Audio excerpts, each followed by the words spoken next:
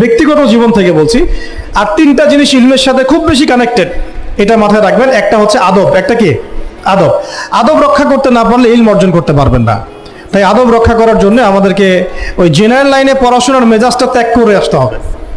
আমরা ওইখানে যে মেজাজে পড়াশোনা করি, ওই মেজাজটা আমাদেরকে একটু কর্পোরেট হতে শেখায়। মানে আমি বেতন দিয়েছি 500 টাকা, আমি 500 টাকার ক্লাস পাইলাম না কেন, তাই না? মেজাজটা এরকম আর কি।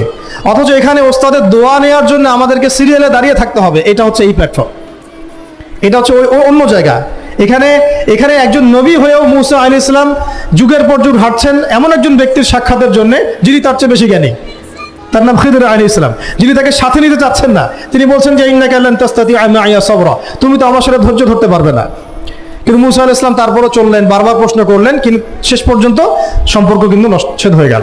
মনে আছে কি হাদিস সূরা কাহফের কথা বলছে। তো এটা হচ্ছে এই ইলমের জায়গাটা এমন একটা ইলমের জায়গা যেখানে আদব রক্ষা না করলে